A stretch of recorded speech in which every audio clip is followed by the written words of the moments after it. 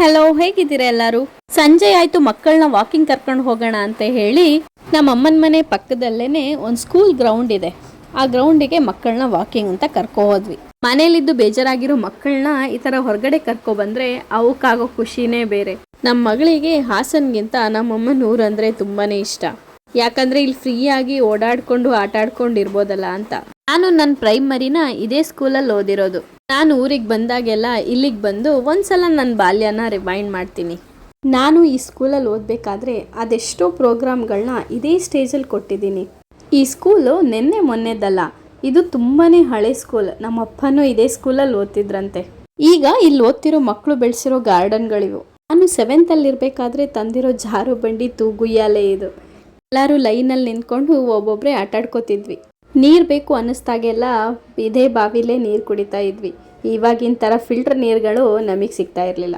ಮಧ್ಯಾಹ್ನ ಆಯಿತು ಅಂದರೆ ಸಾಕು, ಬಿಸಿ ಬಿಸಿ ಊಟ, ಸ್ವಾತಂತ್ರ್ಯೋತ್ಸವ, Gandhi ಜಯಂತಿಲಿ ಸಿಗ್ತಿದ್ದಿದ್ದು chocolate, ಸ್ವೀಟ್ಗಳು, sports day, Pratibha Karanji, ಇಂಥ ನೆನಪುಗಳಿಗೆಲ್ಲ ಬೆಲೆನೇ ಕಟ್ಟಕ್ಕಾಗಲ್ಲ. ನಾನಿಲ್ಲಿ ಓದಬೇಕಾದ್ರೆ ಇದ್ದಿದ್ದ ಟೀಚರ್ಗಳು ಅಷ್ಟೇ ತುಂಬಾನೇ ಸಪೋರ್ಟಿವ್ ಆಗಿದ್ರು. ಸ್ಟೇಜ್ ಪ್ರೋಗ್ರಾಮ್ಗೆಲ್ಲ ನಾವೇ ಮುಂದೆ. ನಾನಿವತ್ತೆಲ್ಲ ಹೇಳಿದ್ರು ಮುಗಿದೇ ಇರೋ ಅಷ್ಟಿದೆ ನನಗೆ ಶಾಲೆ ಬಗ್ಗೆ ಹೇಳೋಕೆ. ಎಲ್ಲಾರ್ಗೂ ಇದೇ ತರ ಅನುಭವ ಅವ್ರ ಲೈಫಲ್ಲಿ ಖಂಡಿತ ಆಗೇ ಇರುತ್ತೆ. ನನ್ನ ಅನುಭವನ ನಾನು ಪುಟ್ಟದಾಗಿ ಈ ವಿಡಿಯೋ ಮುಖಾಂತರ ನಿಮಗೆ ಹೇಳಿದ್ದೀನಿ. ಚೈಲ್ಡ್ಹುಡ್ ನೆನಪುಗಳೇ ಇಷ್ಟು.